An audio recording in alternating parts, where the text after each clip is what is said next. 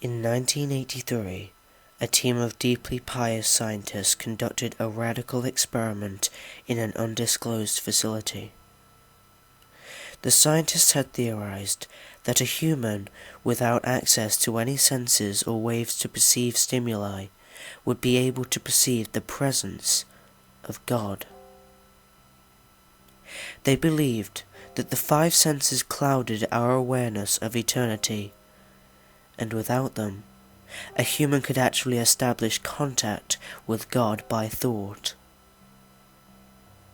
An elderly man who claimed to have nothing left to live for was the only test subject to volunteer. To purge him of all his senses, the scientists performed a complex operation in which every sensory nerve connection to the brain was surgically severed. Although the test subject retained full muscular function, he could not see, hear, taste, smell, or feel. With no possible way to communicate with or even sense the outside world, he was alone with his thoughts. Scientists monitored him as he spoke aloud about his state of mind in jumbled, slurred sentences that he couldn't even hear. After 4 days, the man claimed to be hearing hushed, unintelligible voices in his head. Assuming it was an onset of psychosis, the scientists paid little attention to the man's concerns. 2 days later, the man cried that he could hear his dead wife speaking to him, and even more, he could communicate back. The scientists were intrigued, but were not convinced until the subject started naming dead relatives of the scientists. He repeated personal information to the scientists that only their dead spouses and parents would have known. At this point, a sizable portion of the scientists left the study. After a week of conversing with the deceased through his thoughts, the subject became distressed, saying the voices were overwhelming. In every waking moment, his consciousness was bombarded by hundreds of voices that refused to leave him alone. He frequently threw himself against the wall, trying to elicit a pain response. He begged the scientists for sedatives, so he could escape the voices by sleeping. The tactic worked for 3 days, until he started having severe night terrors. The subject repeatedly said that he could see and hear the deceased in his dreams. Only a day later, the subject began to scream and claw at his non-functional eyes, hoping to sense something in the physical world. The hysterical subject now said the voices of the dead were deafening and hostile, speaking of hell and the end of the world. At one point he yelled, "No heaven, no forgiveness," for 5 hours straight. He continually begged to be killed, but the scientists were convinced that he was close to establishing contact with God. After another day, the subject could no longer form coherent sentences.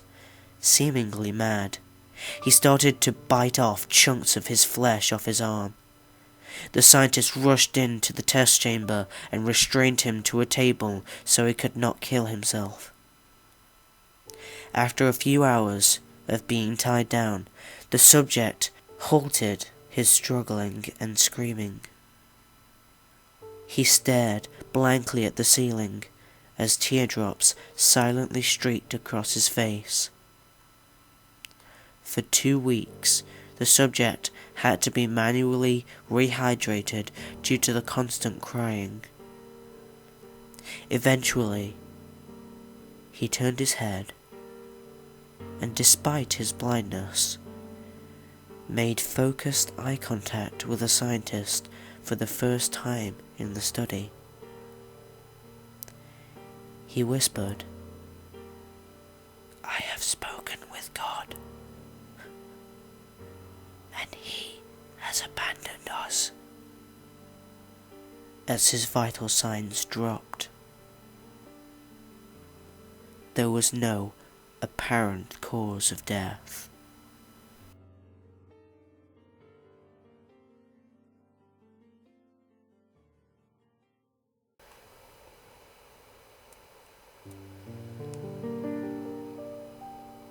Ghost stories? Nah, we don't have anything like that around here. We do have the story of Jacob, but that's about as close as you'll get. You really want to know? Well, I'm not supposed to tell you, but alright. Just no interrupting. I don't have the patience for it.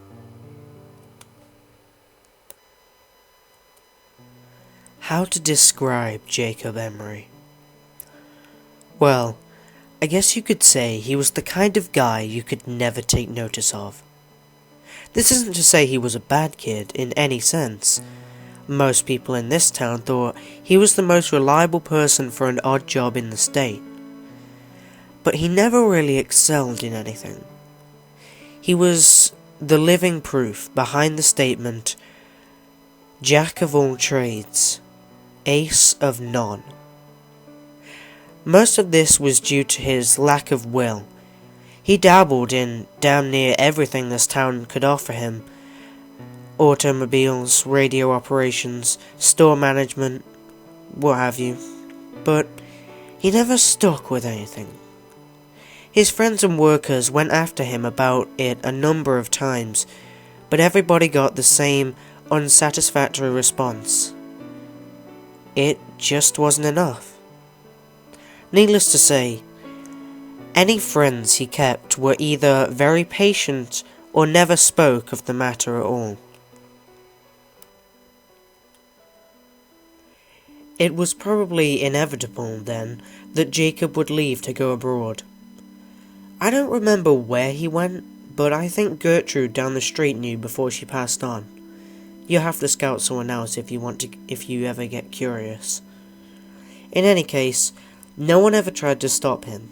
Everybody thought that a little travel would stamp the ambition out of him, or else feed it until it was no longer an issue. Hell, we even gave him a sending off party, which I thought was pretty nice of everybody. So anyways, he was gone for 6, 7 years? Can't remember. You'll have to check with someone else about that too. Anyways, he came back eventually, and he had changed, obviously enough. He was amiable, energetic, all smiles all the time, and we all quickly learned why. He showed us a souvenir he'd brought back. A solid black stick, the length of a pencil, but the texture of chalk. We all wondered why on earth such a simple thing would prompt such a spring in his step, until he gave his demonstration.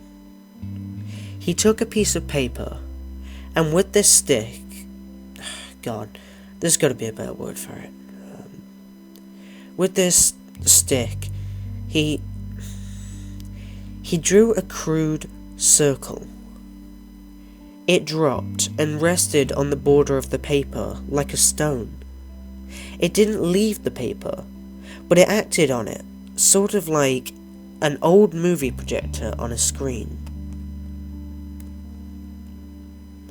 Son, I know how crazy that sounds, and if you feel like playing skeptic, then you can leave an old man to his craziness.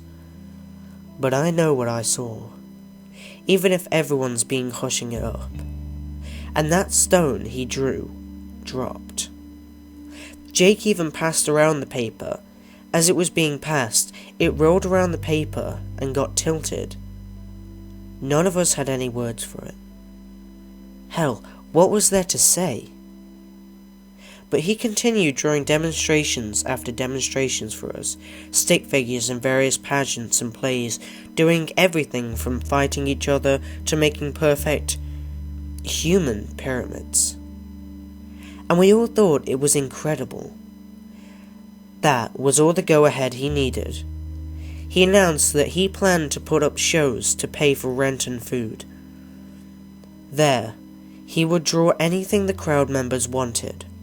That we talked to some length about, and he eventually convinced us that it would be safe, his drawings ethical, the practice lucrative and unique, and the attention would not go anywhere outside the town's borders. Poor Jacob. If I had not been so swept up in the moment, I might have read the signs right then and there and saved the poor son of a bitch by snapping the terrible thing in half. But I was younger, we all were, and we saw no problem with encouraging him with what we all saw to be an incredible experience to be shared with everyone else. Now, he didn't have any big radio or television connections, mind you, and the internet wouldn't come around for another decade. So he did what all people on a shoestring budget do. He advertised his show with flyers. Flyers might not mean much to you city folk, but in a small town they gain a fair glance over from time to time. And what's more, Jacobs managed to stick out by having little figures jump up and down and whatnot to get people's attention. His first show must have gotten nearly 60 or so people, probably more than that. And his shows were fantastic. Someone would shout out a scene from a play or a comedy sketch, and Jake's hand would fly over the white wall like a bird. He'd be holding back when he made that stone, that's for damn sure. His illustrations were all spot on, and he could make an incredible human figure in minutes. Come to think of it, I don't remember any of his scenes lasting more than 10 minutes to make.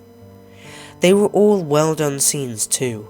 Not only could you see a knight charge a castle, Jake would draw the castle's interior as well, like a wedding cake split down the middle, so you could see the knight scale the walls, fight his way through the levels of the dungeon, fight back out with the princess, and make a leaping jump off the castle parapets onto his getaway horse, all in complete silence.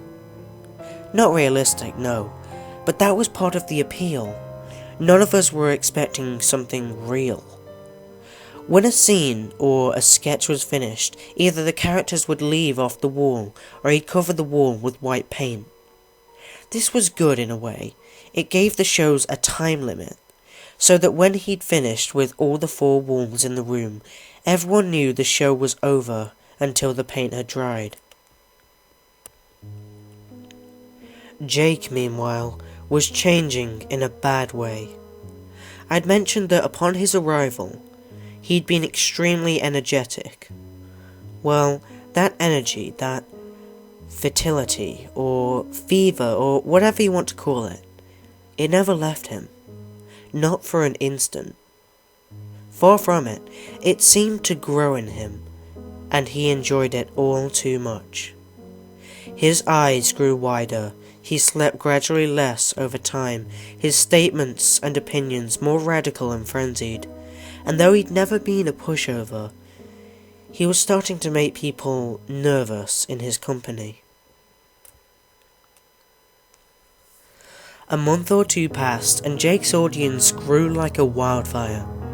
Nearly everyone in the town paid to see Jake's art in action, and he had to rent out larger and larger places for them to sit. He now didn't stop after one scene was done.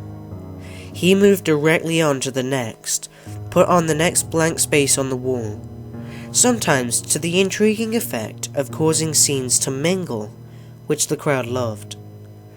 The subject matter got more wild and immoral, the monsters got more bizarre and creative, the fighters using more impossible weaponry, all for the sake of the crowd's interests. Jake got steadily more indulgent, which we figured was from the money, and he became a drinker and a womanizer, neither of which got rid of that vitality, by the way. Some of those women claimed they'd woken up in the middle of the night to see him scribbling with that stick on a drawing pad, a gigantic grin on his face. And while most of them said that they'd assumed he was drawing them in the nude, there's rumours that one or two of them got glances at that notepad. Those anonymous few supposedly said that those drawings absolutely were not nude pictures. But neither of them, whoever they are, will say what he was drawing. Don't bother looking for the notepads or flyers, though. They're all gone now. I'm getting off track. Point is, he was hitting the bottle, and that's important, because it was that drinking that would eventually ruin everything. On the night of one of his performances, as he walked in front of a cheering crowd, it was immediately apparent to everybody that he was completely drunk. I was in the front row and I could smell the bourbon on him from 10 feet away. The show started. He went through a bunch of sketches and scenarios the crowd recommended. When at the end, someone asked that he draw himself. Everyone cheered the idea. I guess they'd been wondering what his creations thought of him, and he eventually obliged. No sooner had Jake finished connecting the final 2 lines on his coat than every single character across the vast, expansive wall all stopped and looked directly at that illustration. Lovers stopped kissing, clowns stopped laughing, robots stopped fighting pirates. Everything stopped and looked at the Jacob illustration. The crowd died almost instantly. I remember Jake's face at that moment. Pale white, full of terrible comprehension at his mistake, and looking desperately for the cans of white paint he'd forgotten to put out before the show. Everyone else, they were looking at the fake Jacob. That Jacob reached into his jacket pocket, pulled out a black stick of his own, and as we all watched, drew a door. He pushed on the side, and the door swung open, allowing him to walk through onto the floor of the auditorium. The rest was absolute hellish pandemonium. People screamed and ran for the exit as Jacob's characters, both those currently on the wall and those which had previously been covered up, ran out of their own exit, throwing pies, shooting lasers, blowing fire and poison and the impossible. I was near enough to the escape and gave only one backwards glance. The scene will haunt me forever. Jacob Emery was being dragged by his creations, kicking and screaming, through the door his copy had made.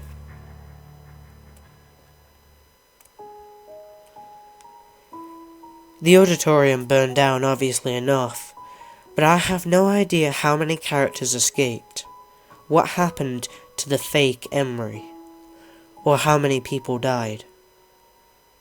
The fire brought the fire department from the nearest cities up to cover 100 miles away. They in turn brought the police force, which brought the government, which hushed up everything. They took the flyers and any art Jake had made, and swore everyone to secrecy, or else life detainment. The fire was blamed on a cigarette in the garbage during a basketball game, and we all eventually went on with our lives. Jacob was made to never have existed.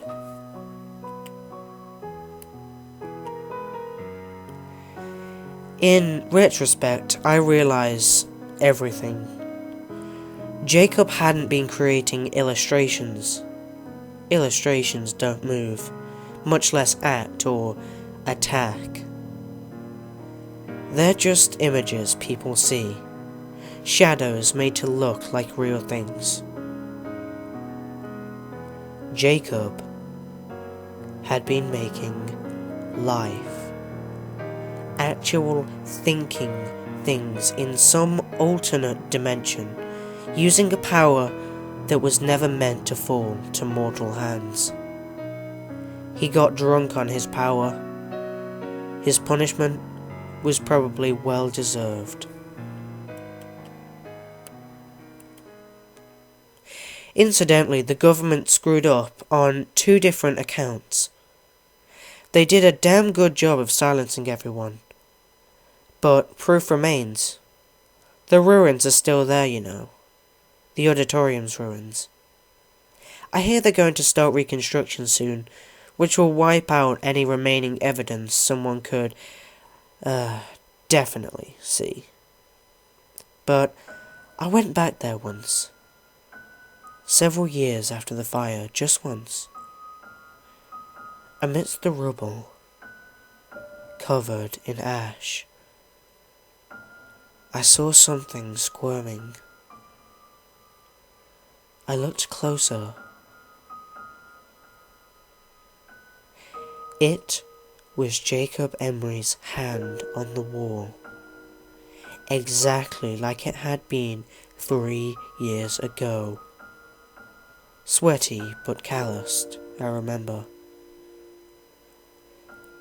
But it was constantly flailing, as if the body it was supposed to be attached to was still writhing in flames. That was mistake number 1. Number 2 was those creations.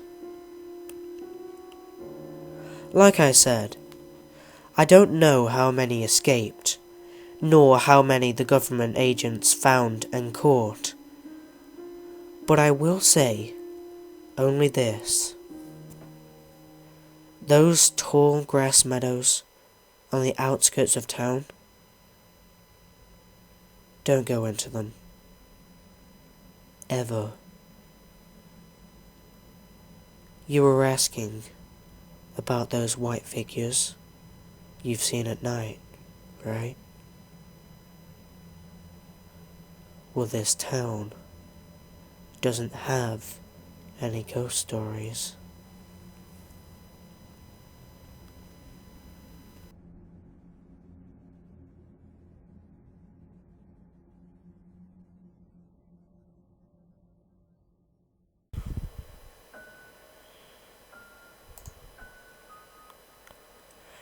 A shiver ran down my spine as I daringly took a quick glance into my garden from behind the curtain. The sight of this particular creature made my blood run cold. How long had he been stood there?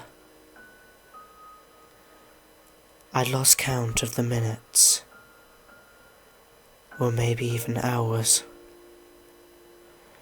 I don't know anymore.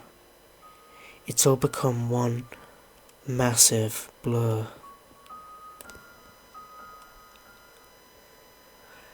For days he's been stalking me. At first from a distance, but I saw him getting closer. He knew that I knew he was getting closer. Was this some kind of sick game to him? It had to be. Why else would somebody so cruelly mock another?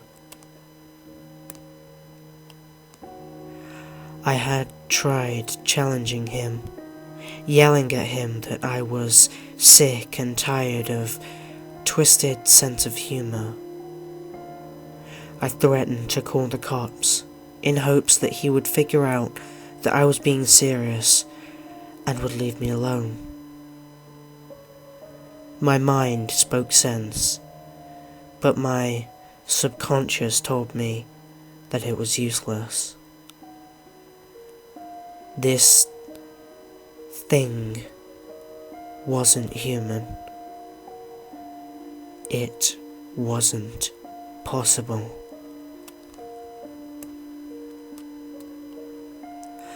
The height of this thing was too large to be a normal human. Both its legs and arms were abnormally disproportioned, stretched to almost unbelievable lengths. And then there was his face. The thought of it sent horrible chills down me, even in broad daylight.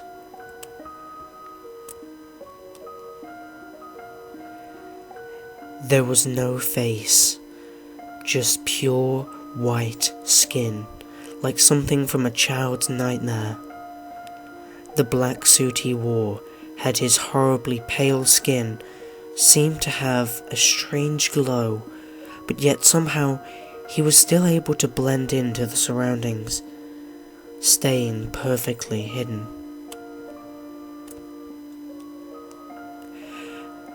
A slight twitch in his movement caused me to jump and let the curtain slip back into place, my heartbeat racing and my face twisted in horror. What was I supposed to do? Maybe calling the police and reporting a stalker would be my best bet, like I had originally planned. I mentally slapped myself at the repetitive thought cycle my mind was stuck in. No matter how often I told myself it was pointless, my brain would tell me to call the police. Taking a deep breath, I dared to take another glance out the window. Slowly peeling the fabric apart, I looked out to see nothing but darkness. He had disappeared, as if no one had been there all along. Rationality told me that it was all in my mind. I was breaking down, and this creature was a figment of my own twisted imagination. Perhaps stress from work was getting on top of me, slowly pushing me into paranoia. Yeah, that must be it. I was slowly losing my mind.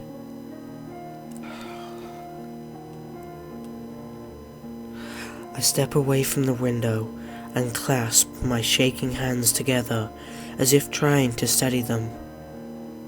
My mind wanted me to walk to the couch and sit down, try to relax a little, but my body refused to move.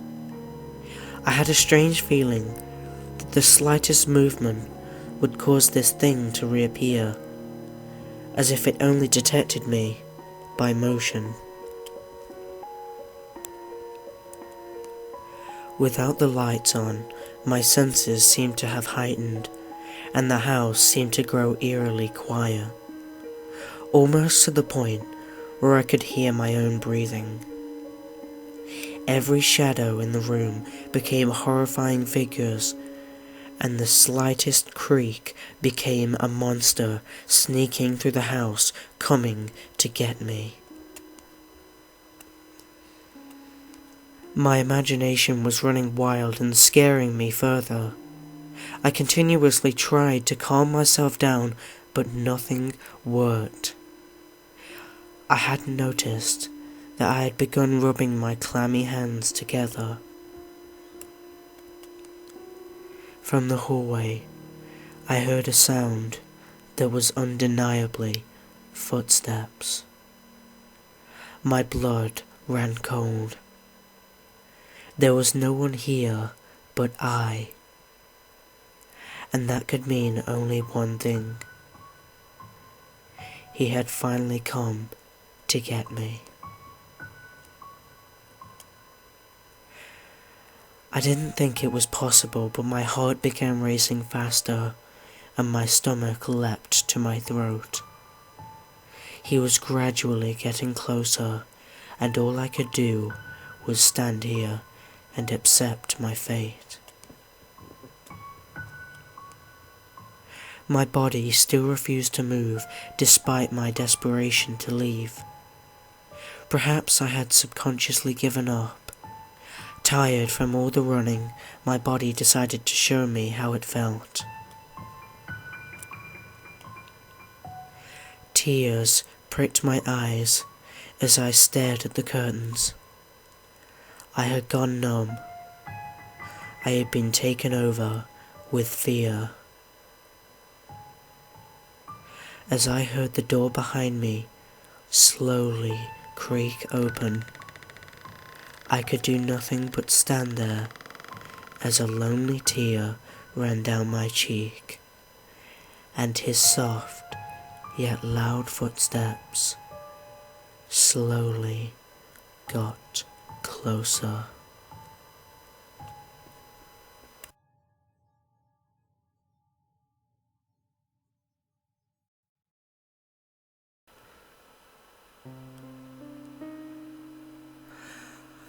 I first met in person with Mary E. in the summer of 2007. I had arranged with her husband of 15 years, Terence, to see her for an interview. Mary had initially agreed since I was not a newsman, but rather an amateur writer gathering information for a few early college assignments, and, if all went according to plan, some pieces of fiction. We scheduled the interview for a particular weekend when I was in Chicago on unrelated business. But, at the last moment, Mary changed her mind and locked herself in the couple's bedroom, refusing to meet with me. For half an hour, I sat with Terence as we camped outside the bedroom door. I listening and taking notes, while he attempted, fruitlessly, to calm his wife. The things Mary said made little sense, but fit with the pattern I was expecting. Though I could not see her, I could tell from her voice that she was crying, and more often than not, her objections to speaking with me centered around an incoherent diatribe on her dreams, her nightmares. Terence apologized profusely. We ceased the exercise, and I did my best to take it in stride. Recall that I wasn't a reporter in search of a story, but merely a curious young man in search of information. Besides, I thought at the time I could perhaps find another, similar case if I put my mind and resources to it. Mary E. was the sysop for a small Chicago-based bulletin board system in 1992 when she first encountered smile.jpg, and her life changed forever. She and Terence had been married for only 5 months. Mary was one of an estimated 400 people who saw the image when it was posted as a hyperlink on the BBS. Though she is the only one who has spoken openly about her experience, the rest have remained anonymous, or are perhaps dead. In 2005, when I was only in 10th grade, smile.jpg was first brought to my attention by my burgeoning interest in web-based phenomena. Mary was the most often cited victim of what is sometimes referred to as smile.dog. The bean smile.jpg is reputed to display what caught my interest, other than the obvious macabre elements of the cyber legend and the proclivity towards such things, was the sheer lack of information. Usually to the point that people don't believe it even exists, other than as a rumor or hoax. It is unique because The entire phenomena centers on a picture file. That file is nowhere to be found on the internet. Certainly many photo-manipulated simulacra litter the web, showing up with the most frequently on the internet, such as the image board 4chan, particularly the /x/focused paranormal subboard. It is suspected these are fakes because they do not have the effect the true smile.jpg is believed to have, namely sudden onset temporal lobe epilepsy and acute anxiety. The purported reaction in the viewers is one of the reasons the phantom-like smile.jpg is regarded with such disdain, since it is potentially absurd, though depending on whom you ask, the reluctance to acknowledge smile.jpg's existence might be just as much out of fear as it is out of disbelief. Neither smile.jpg nor smile.dog is mentioned anywhere on Wikipedia, though the website features articles on such other, perhaps more scandalous shock sites as hello.jpg or 2 girls 1 cup. Any attempt to create a page pertaining to smile.jpg is summarily deleted by any of Increpedia's many admins. Encounters with smile.jpg are the stuff of internet legend. Mary E's story is not unique. There are unvaried rumours of smile.jpg showing up in the early days of Usenet, and even one persistent tale that in 2002 a hacker flooded the forums of humour and satire website Something Awful with a deluge of smile.dog pictures, rendering almost half the forum's users at the time epileptic. It is also said that in the mid to late 90s that smile.jpg circulated on Usenet as an attachment of a chain email with the subject line, "Smile, God loves you." Yet despite the huge exposure these stunts would generate, there are very few people who admit to having experienced any of them, and no trace of the file or any link have ever been discovered. Those who claim to have seen smile.jpg often weakly joke that they were far too busy to save a copy of the picture to their hard drive. However, all alleged victims offer the same description of the photo. A dog-like creature, usually described as appearing similar to a Siberian husky, illuminated by the flash of a camera, sits in a dim room. The only background detail is a visible beam, a human hand extending from the darkness near the left side of the frame. The hand is empty, but is usually described as beckoning. Of course, most attention is given to the dog, or dog creature, as some victims are more certain than others about what they claim to have seen. The muzzle of the beast is reputedly split in a wide grin, revealing 2 rows of very white, very straight, very sharp, very human-looking teeth. This is, of course, not a description given immediately after viewing the picture, but rather a recollection of the victims who claim to have seen the picture endlessly repeated in their mind's eye during the time they are, in reality, having epileptic fits. These fits are reported to continue indeterminately, often while the victims sleep, resulting in very vivid and very disturbing nightmares. These may be treated with medication, though some cases it is more effective than others. Mary E., I assumed, was not on effective medication.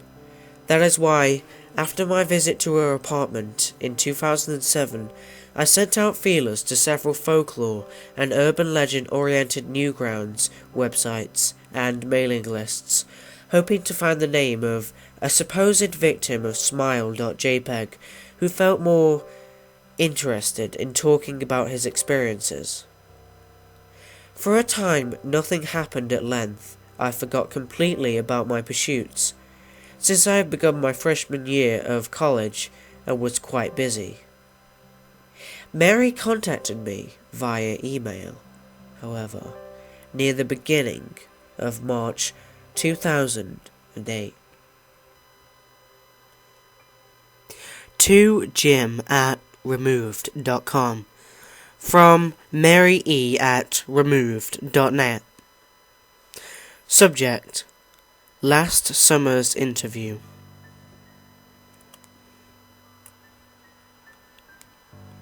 Dear Mr. L., I am incredibly sorry about my behavior last summer when you came to interview me.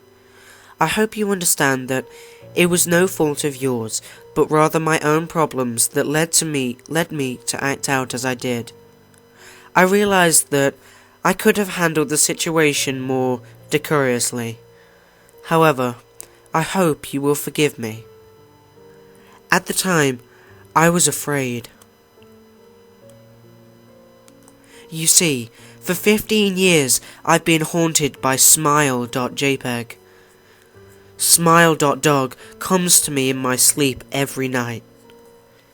I know that sounds silly, but it's true. There is an infallible quality about my dreams, my nightmares, that makes them completely unlike any real dreams I've ever had. I do not move and do not speak. I simply look ahead, and the only thing ahead of me is that scene from the horrible picture. I see the beckoning hand, and I see smile.dog. It talks to me. It is not a dog, of course, though I am not quite sure what it really is. It tells me it will leave me alone if I only do as it asks. All I must do, it says, is spread the word. That is how it phrases its demands, and I know exactly what it means. It wants me to show someone else, and I could. The week after my incident, I received in the mail a manila envelope with no return address. Inside was only a 3.5-inch floppy diskette. Without having to check, I knew precisely what was on it. I thought for a long time about my options. I could show it to a stranger, a co-worker. I could even show it to Terence. As much as the idea disgusted me. And what would happen then? Well, if smile.dog kept its word, I could sleep. Yet, if it lied, what would I do? And who was to say something worse would not come if I did as the creature asked? So, I did nothing for 15 years, though I kept the diskette hidden amongst my things. Every night for 15 years, smile.dog has come to me in my sleep and demanded that I spread the word.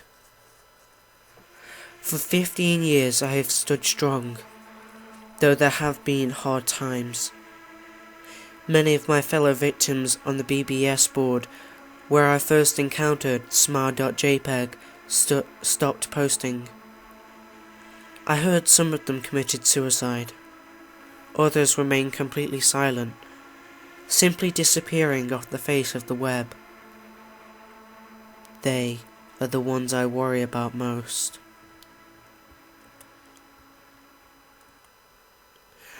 I sincerely hope you will forgive me, Mr. L.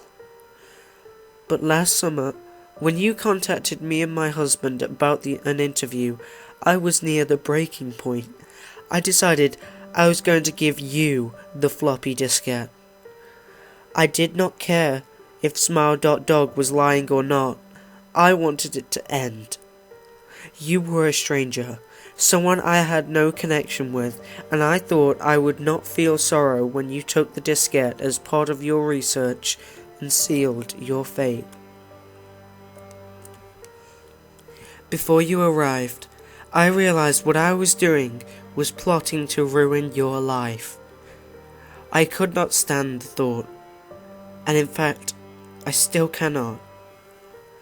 I am ashamed, Mr. L, and I hope that this warning will dissuade you from further investigation of smile.jpg. You may in time encounter someone who is, if not weaker than I, then wholly more depraved. Someone who will not hesitate to follow smile.dog's orders. Stop while you are still whole. Sincerely, Mary E. Terence contacted me later that month with the news that his wife had killed herself while cleaning up the various things she'd left behind, closing emails and alike. He happened upon the above message. He was a man in shambles. He wept as he told me to listen to his wife's advice. He'd found the diskette, he revealed, and burned it until it was nothing but a stinking pile of blackened plastic.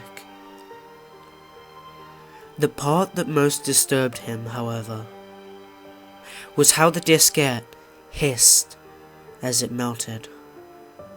Like some sort of animal, he said. I will admit that I was a little uncertain about how to respond to this. At first, I thought perhaps it was a joke, with the couple beatedly playing with the situation in order to get a rise out of me. A quick check of several Chicago newspapers' online obituaries, however, provided that Mary E. was indeed dead. There was, of course, no mention of suicide in the article. I decided that, for a time at least, I would not further pursue the subject of smile.jpg, especially since I had finals coming up at the end of May. But the world has odd ways of testing us. Almost a full year after I'd returned from my disastrous interview with Mary E., I received another email. To jml@removed.com from elser82@removed.com. Subject: Smile. Hello. I found your email address through a mailing list. Your profile said you were interested in Smile Dog. I have saw it. It is not as bad as everyone says. I have sent it to you here. Just spreading the word.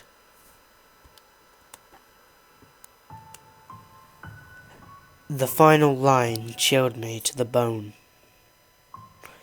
According to my email client, there was one file attached called, naturally, smile.jpg. I considered downloading it for some time.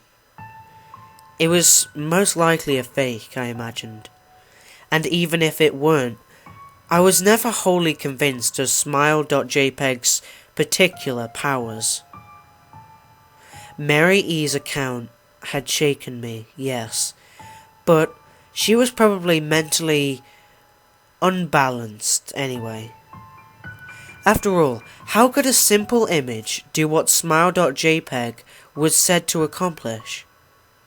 What sort of creature was in that could break one's mind with only the powers of the eye? And if such things were patently absurd, then why did the legend exist at all?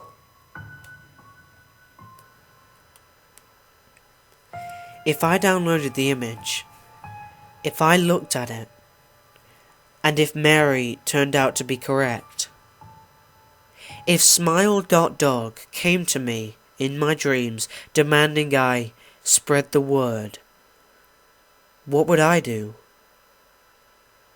Would I live my life as Mary had, fighting against the urge to give in until I died? Or would I simply spread the word, eager to be put to rest? And if I chose the latter route, how could I do it? Whom would I burden in the turn?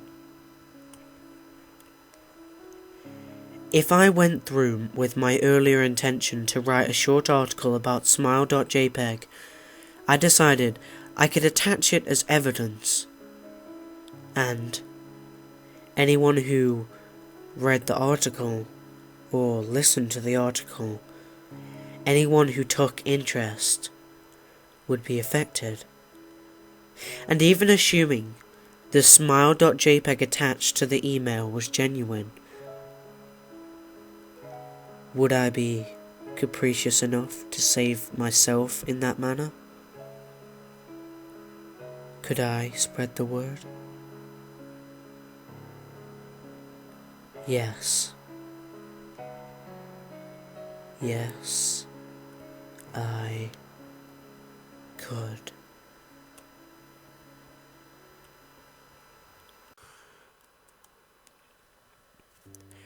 During the summer of 2003, events in the northeastern United States involving a strange, human-like creature sparked brief local media interest before an apparent blackout was enacted. Little or no information was left intact, as most online and written accounts of the creature were mysteriously destroyed.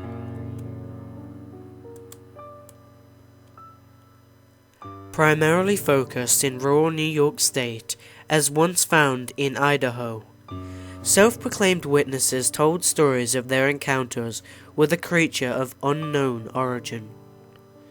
Emotions ranged from extremely traumatic levels of fright and discomfort to an almost childlike sense of playfulness and curiosity. While their published versions are no longer on record, the memories remained powerful. Several of the involved parties began looking for answers that year.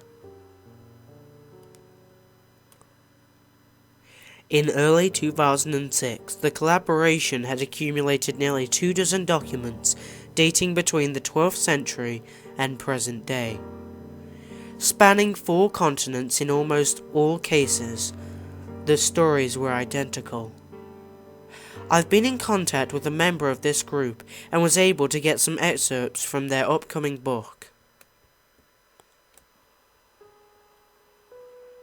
A Suicide Note, 1964. As I prepare to take my life, I feel it is necessary to assuage any guilt or pain I have introduced through this act. It is not the fault of anyone other than him.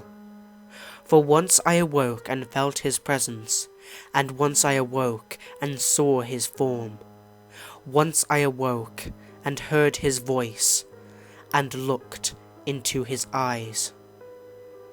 I cannot sleep without fear of what I might next awake to experience.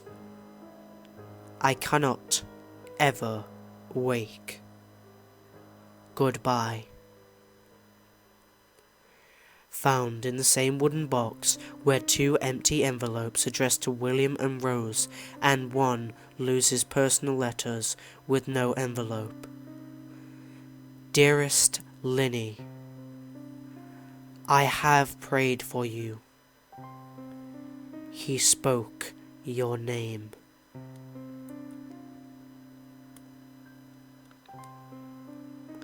A journal entry, translated from Spanish, 1880. I have experienced the greatest terror. I have experienced the greatest terror. I have experienced the greatest terror. I see his eyes when I close mine. They are hollow, black. They saw me and pierced me. His wet hand. I will not sleep. His voice. Unintelligible text.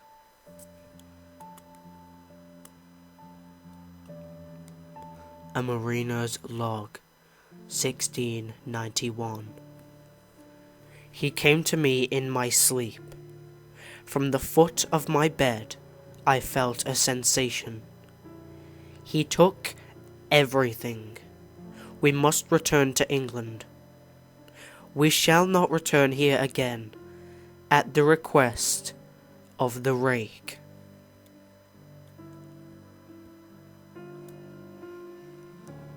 From a Witness, 2006. 3 years ago, I had just returned from a trip from Niagara Falls with my family on the 4th of July. We were all very exhausted after a long day of driving, so my husband and I put the kids right to bed and called it a night.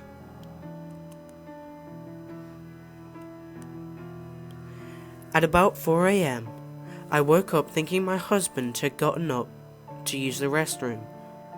I used the moment to steal back the sheets, only to wake him in the process. I apologized and told him I thought he had got out of bed. When he turned to face me, he gasped and pulled his feet up from the end of the bed, so quickly his knees almost knocked me out of the bed. He then grabbed me and said nothing. After adjusting to the dark for a half second, I was able to see what caused the strange reaction. At the foot of the bed, sitting and facing away from us, there was what appeared to be a naked man, or a large, hairless dog of some sort. Its body position was disturbing and unnatural, as if it had been hit by a car or something. For some reason, I was not instantly frightened by it, but more concerned as to its condition. At this point, I was somewhat under the assumption that we were supposed to help it. My husband was peering over his arm and knee, tucked into the fetal position, occasionally glancing at me before returning to the creature. In a flurry of motion, the creature scrambled around the side of the bed, and then crawled quickly in a flailing sort of motion right along the bed until it was less than a foot from my husband's face. The creature was completely silent for about 30 seconds, or probably closer to 5, it just seemed like a while, just looking at my husband. The creature then placed its hand on his knee, and then ran into the hallway leading to the kids' room. I screamed and ran for the light switch, planning to stop him before he hurt my children. When I got to the hallway, The light from the bedroom was enough to see it crouching and hunched over about 20 feet away. He turned around and looked directly at me, covered in blood. I flipped the switch on the wall and saw my daughter, Clara.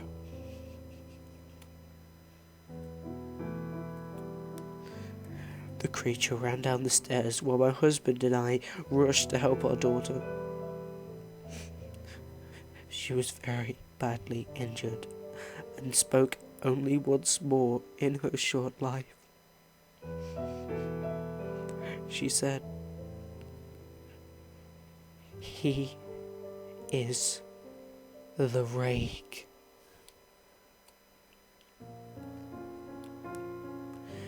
My husband drove his car into a lake that night.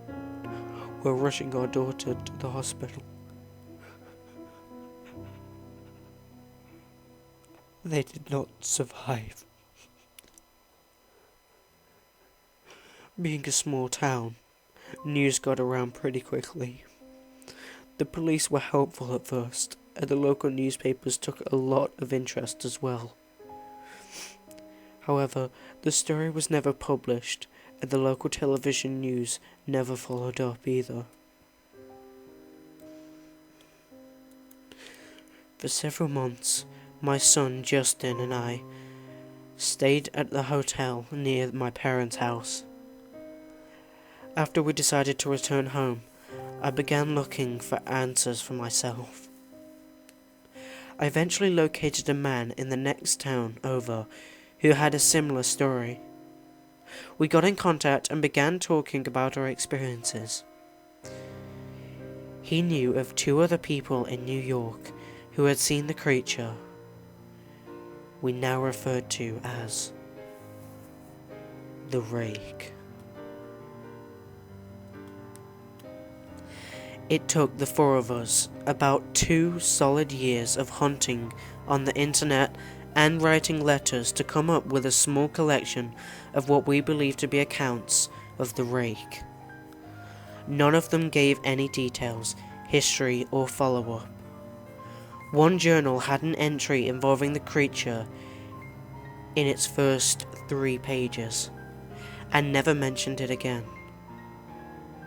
A ship's log explained nothing of the encounter, saying only that they were told to leave by the rake. That was the last entry in the log. There were, however, many instances where the creature's visit was one of a series of visits with the same person. Multiple people also mentioned being spoken to, my daughter included. This led us to wonder if the rake had visited any of us before our last encounter.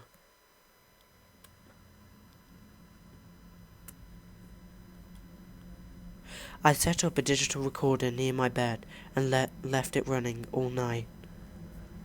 Every night for 2 weeks, I would tenuously scan through the sounds of me rolling around in bed each day when I woke up. By the end of the 2nd week, I was quite used to the occasional sound of sleep while blurring through the recording at 8 times the normal speed. I still took almost an hour every day. On the first day of the 3rd week, I thought I heard something different. What I found was a shrill voice. It was the rake. I can't listen to it long enough to even begin to transcribe it. I haven't let anyone listen to it yet. All I know is that I've heard it before, and now I believe that it spoke when it was sitting in front of my husband. I don't remember hearing anything at the time, but for some reason, the voice on the recorder immediately brings me back to that moment. The thoughts that must have gone through my daughter's head make me very upset. I have not yet seen the rake since he ruined my life. But I know that he has been in my room while I slept. I know and fear that one night I'll wake up to see him staring at me.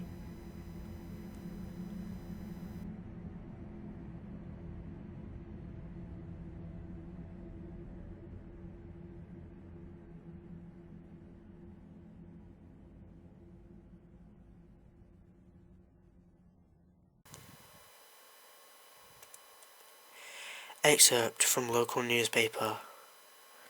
Ominous unknown killer still at large.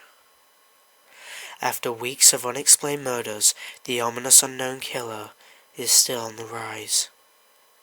After little evidence has been found, a young boy states that he survived one of the killer's attacks and bravely tells his story.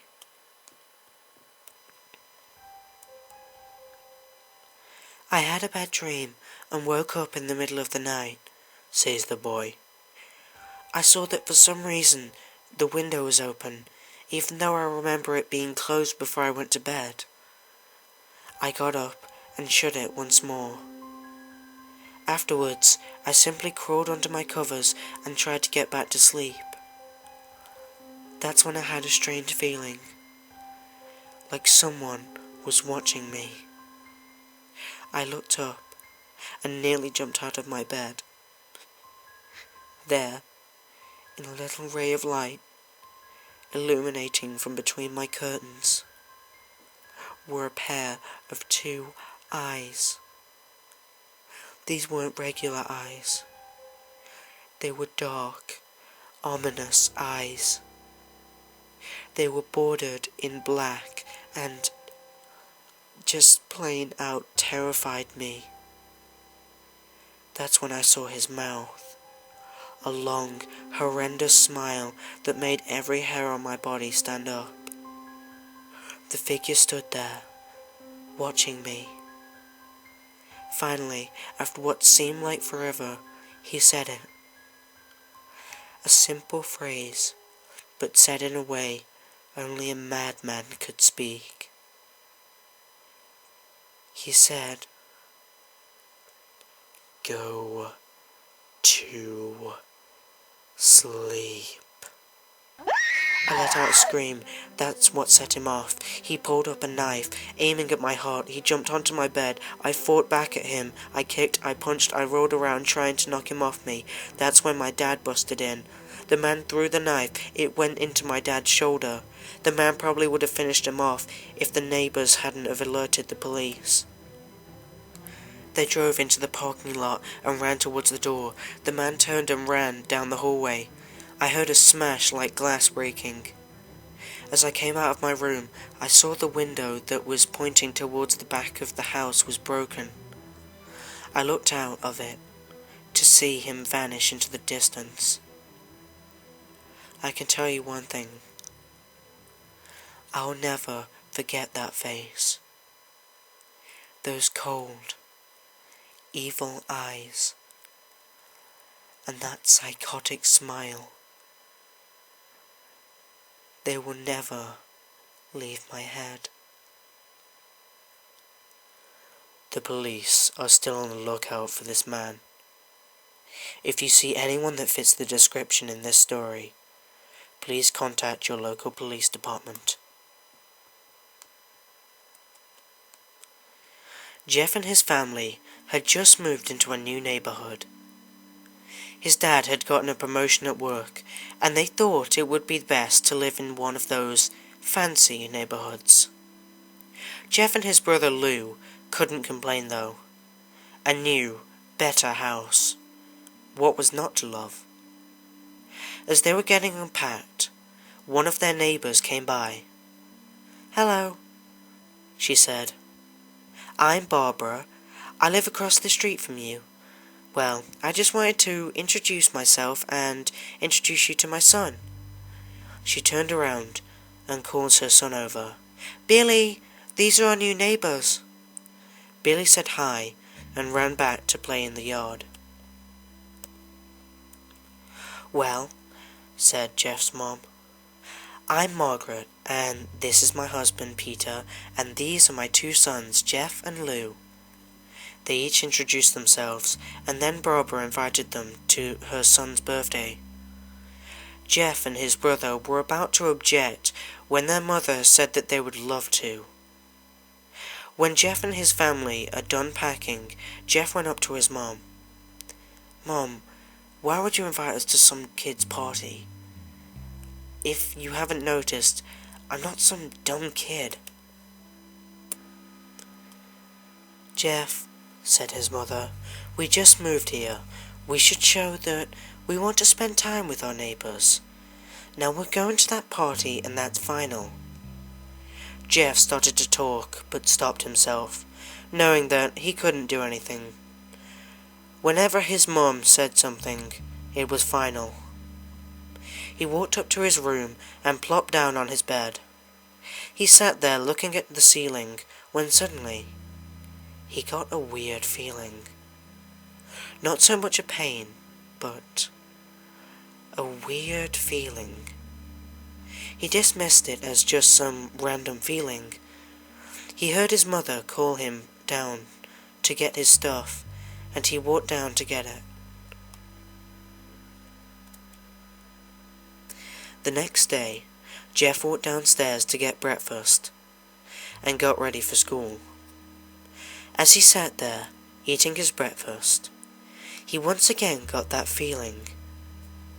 This time, it was stronger. It gave him a slight tugging pain, but he once again dismissed it. As he and Lou finished breakfast, they walked down to the bus stop.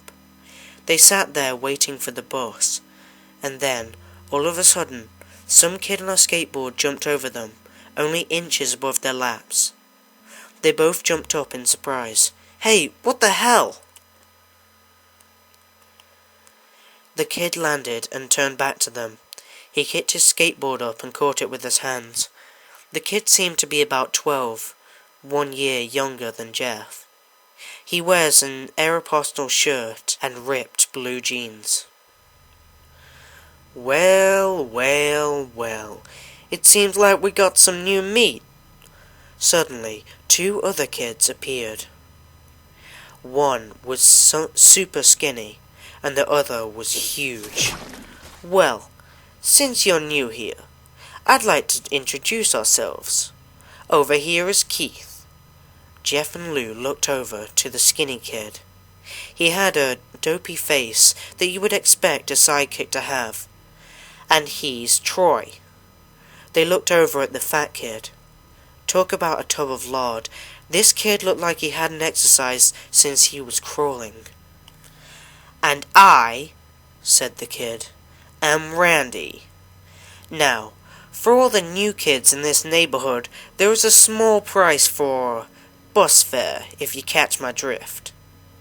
Lou stood up, ready to punch the lights out of the kid's eyes, when one of his friends pulled a knife on him.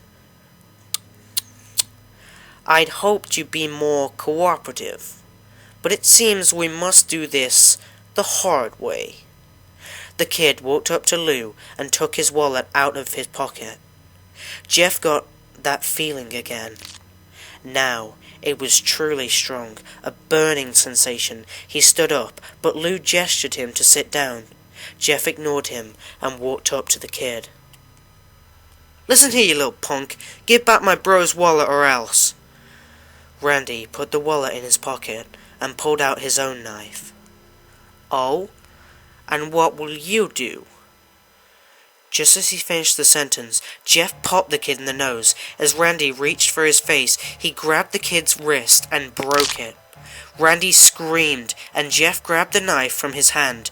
Troy and Keith rushed Jeff, but Jeff was too quick.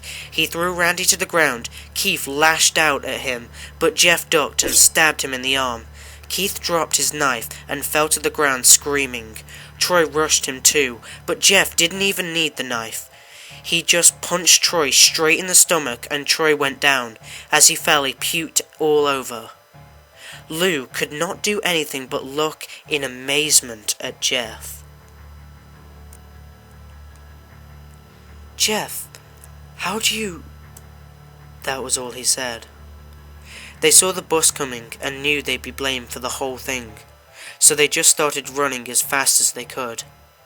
As they ran, they looked back and saw the bus driver rushing over to Randy and the others. As Jeff and Lou made it to school, they didn't dare tell what happened. All they did was sit and listen. Lou just thought of it as his brother beating up a few kids, but Jeff knew it was more. It was something scary. As he got that feeling, he felt how powerful it was. The urge to just hurt someone. He didn't like how it sounded, but he couldn't help feeling happy. He just felt that strange feeling go away and stay away for the entire day of school. Even as he walked home, due to the whole thing near the bus stop, and how now he probably wouldn't be taking the bus anymore, he felt happy. When he got home, his parents asked him how his day was, and he said in a somewhat ominous voice, "It was a wonderful day." Next morning, he heard a knock on his front door.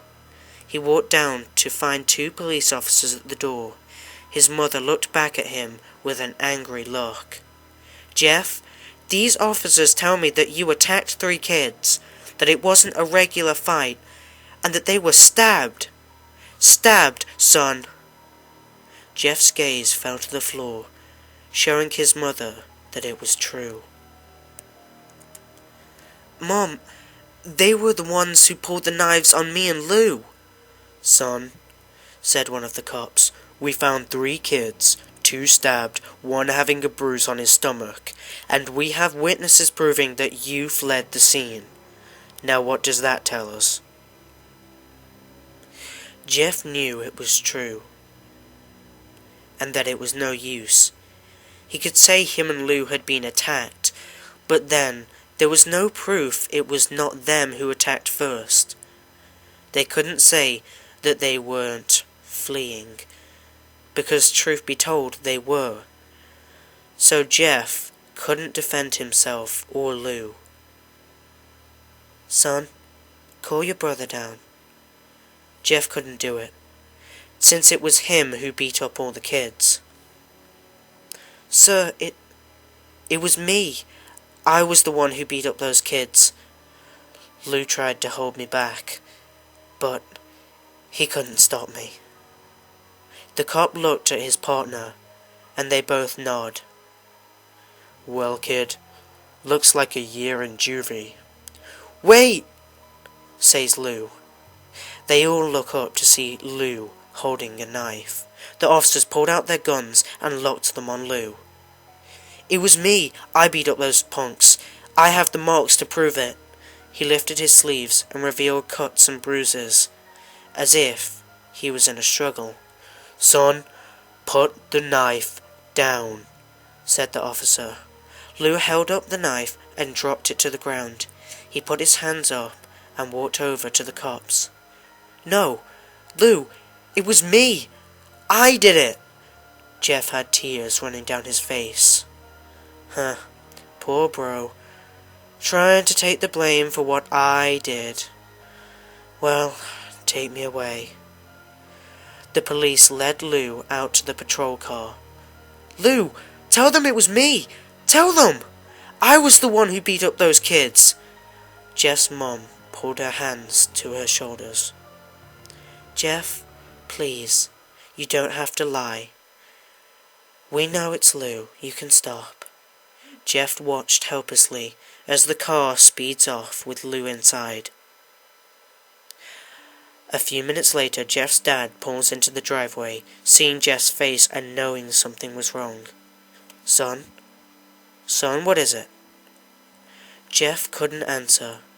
His vocal cords were strained from crying. Instead, Jeff's mother walked his father inside to break the bad news, to tell him, as Jeff wept in the driveway. After an hour or so, Jeff walked back into the house, seeing that his parents were both shocked, sad, and disappointed. He couldn't look at them. He couldn't see how they thought of Lou when it was his fault. He just went to sleep, trying to get the whole thing out of his mind. 2 days went by with no word from Lou at JDC. No friends to hang out with, nothing but sadness and guilt. That is until Saturday, when Jeff is awoke by his mother with a happy, sunshiny face. "Jeff, it's the day," she said as she opened up the curtains and let light flood into the room. What's today?" asked Jeff as he stirs awake. "Why, it's Billy's party." He was now fully awake. "Mom, you're joking, right? You don't expect me to go to some kid's party after..." There was a long pause. "Jeff, we both know what happened. I think this party could be the thing that brightens up the past days. Now get dressed." Jeff's mom walked out of the room and downstairs to get ready herself. He fought himself to get up. He picked out a random shirt and a pair of jeans and walked downstairs. He saw his mother and father all dressed up, his mother in a dress and his father in a suit. He thought why they would ever wear such fancy clothes to some kid's party. "Son, is that all you're going to wear?" said Jeff's mom. "Better than wearing too much," he said. His mother pushed down the feeling to yell at him and hid it with a smile. "Now, Jeff, we may be overdressed, but this is how you go if you want to make an impression," said his father. "I don't have any fancy clothes," he yelled downstairs. "Just pick something out," called his mother. He looked around in his closet for what he would wear, or what he would call fancy. He found a pair of black dress pants he had for special occasions and an undershirt. He couldn't find a shirt to go with it though. He looked around and found only a striped and patterned shirt, none of which go with the dress pants. Finally, he found a white hoodie and put it on. "You're wearing that?" they both said. His mother looked at her watch. "Oh, no time to change. Let's just go," she said as she herded Jeff and his father out the door. They crossed the street over to Barbara and Billy's house. They knocked on the door, and at it appeared that Barbara, just like his parents, way overdressed. As they walked inside, all Jeff could see were adults, no kids. "The kids are out in the backyard, Jeff. How about you go meet some of them?" said Barbara. Jeff walked outside to a yard full of kids. They were running around in weird cowboy costumes and shooting each other with plastic guns. He might as well be standing in a Toys R Us. Suddenly, a kid came up to him and handed him a toy gun and hat. "Hey, wanna play?" he said. No, kid. I'm way too old for this stuff." The kid looked at him with a weird puppy dog face. "Please?" said the kid. "Fine," said Jeff. He put on the hat and started to pretend to shoot at the kids. At first he thought it was totally ridiculous, but then he started to actually have fun. It might not have been super cool, but it was the first time he had done something that took his mind off of Lou. So he played with the kids for a while, until he heard a noise. A weird rolling noise. Then it hit him. Randy, Troy, and Keith all jumped over the fence on their skateboards. Jeff dropped the fake gun and ripped off the hat. Randy looked at Jeff with a burning hatred. "Hello. Jeff, is it?" he said. "We have some unfinished business." Jeff saw his bruised nose. "I think we're even. I beat the crap out of you, and you got my brother sent to JDC. Randy got an angry look in his eyes. "Oh, no. I don't go for even. I go for winning. You may have kicked our asses that day, but not today." As he said that, Randy rushed at Jeff. They both fell to the ground. Randy punched Jeff in the nose, and Jeff grabbed him by the ears and headbutted him. Jeff pushed Randy off, and both rose to their feet. Kids were screaming, and parents were running out of the house. Troy and Keith both pulled guns out of their pockets. "No one interrupts, or guts will fly," they said. Randy pulled a knife on Jeff and stabbed it into his shoulder. Jeff screamed and fell to his knees. Randy started kicking him in the face. After 3 kicks, Jeff grabbed his foot and twisted it, causing Randy to fall to the ground. Jeff stood up and walked towards the back door. Troy grabbed him. "Need some help?" He picks Jeff up by the back of his collar and throws him through the patio door. As Jeff tries to stand, he is kicked down to the ground. Randy repeatedly starts kicking Jeff until he starts to cough up blood. "Come on, Jeff, fight me!" He picks up Jeff and throws him into the kitchen. Randy sees a bottle of vodka on the counter and smashes the glass over Jeff's head. "Fight!" He throws Jeff back into the living room. "Come on, Jeff, look at me!" Jeff glances up, his face riddled with blood. "I was the one that got your brother sent to JDC, and now you're just gonna sit there and let him rot in here for a whole year. You should be ashamed." Jeff starts to get up. Oh, finally, he stands and fights. Jeff is now to his feet, blood and vodka on his face. Once again, he gets that strange feeling, the one in which he hasn't felt in a while. "Finally, he's up," says Randy, and runs at Jeff. Then, when it happens, something inside Jeff snaps. His psyche is destroyed. All rational thinking is gone. All he can do is kill. He grabs Randy and pile drives him to the ground. He gets on top of him and punches him straight in the heart. The punch causes Randy's heart to stop. As Randy gasps for breath, Jeff hammers down on him, punch after punch. Blood gushes from Randy's body until he takes one final breath and dies. Everyone is looking at Jeff now. The parents, the crying kids, even Troy and Keith, although they easily break from their gaze and point their guns at Jeff. Jeff sees the guns trained on him and runs for the stairs. As he runs, Troy and Keith let out fire on him. Each shot misses. Jeff runs up the stairs. He hears Troy and Keith follow him behind. As they let out their final rounds of bullets, Jeff ducks into the bathroom. He grabs a towel rack and rips it off the wall. Troy and Keith race in, knives ready. Troy swings his knife at Jeff, who backs away and bangs the towel rack into Troy's face. Troy goes down hard, and now all that's left is Keith. He is more agile than Troy though, and ducks when Jeff swings the towel rack. He dropped the knife and grabbed Jeff by the neck. He pushed him into the wall. A thing of bleach fell down top of them, and from the top shelf. It burnt both of them. They both started to scream.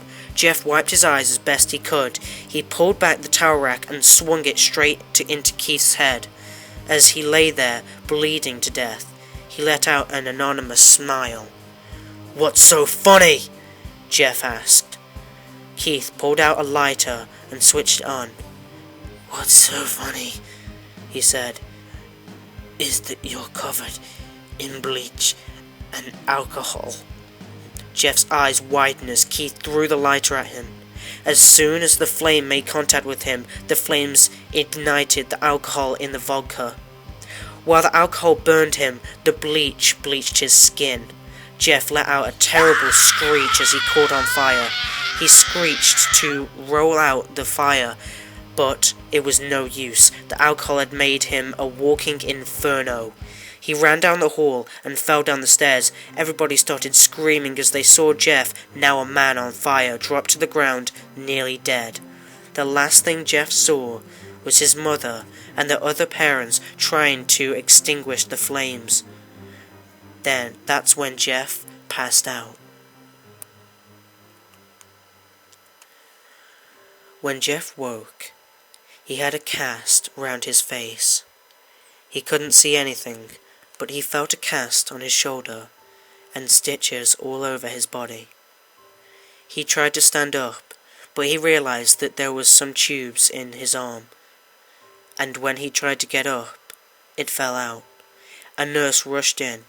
"I don't think you should get out of bed just yet," she said as he put him back in his bed and reinserted the tube.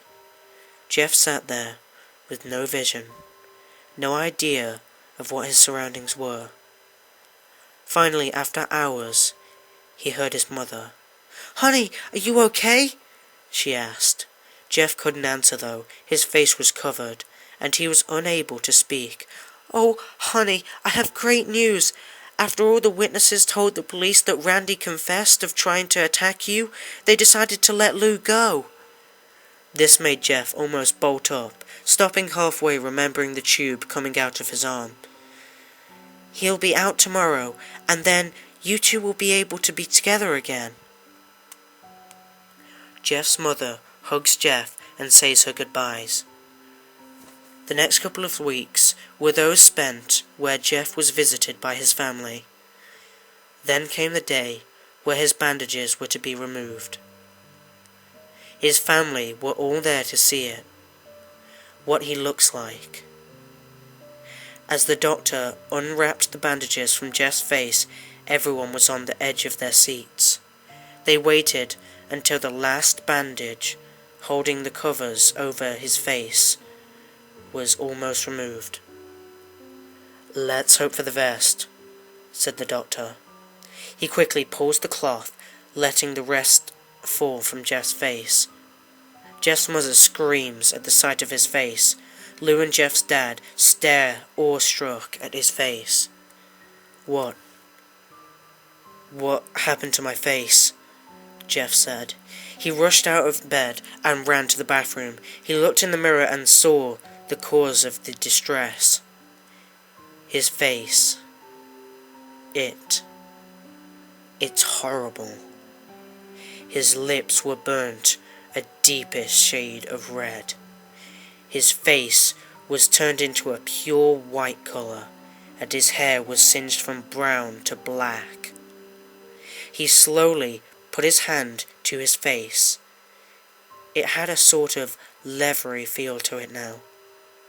He looked back at his family, then back at the mirror. "Jeff," Lou said, "it's not that bad." "Not that bad," Jeff said. "It's perfect." His family were equally surprised. Jeff started laughing uncontrollably. His parents noticed that his left eye and hand were twitching. Jeff? Are you okay?"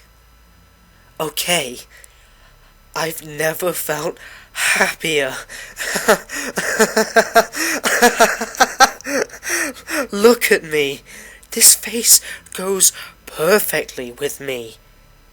He couldn't stop laughing. He stroked his face, feeling it, looking at it in the mirror. What caused this?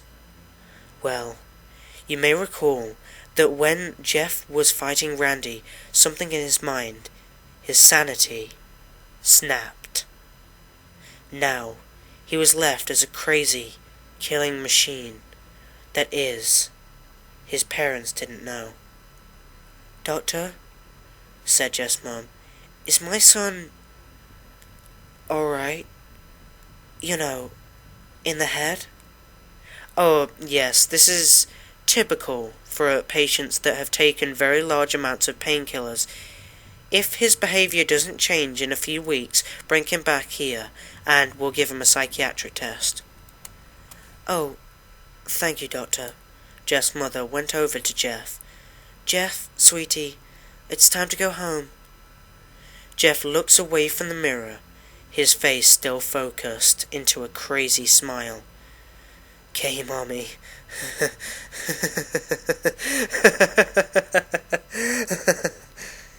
His mother took him by the shoulder and took him to get his clothes. "This is what he came in," said the lady at the desk. Jeff's mum looked down to see the black dress pants and white hoodie her son wore. Now they were clean of blood and now stitched together.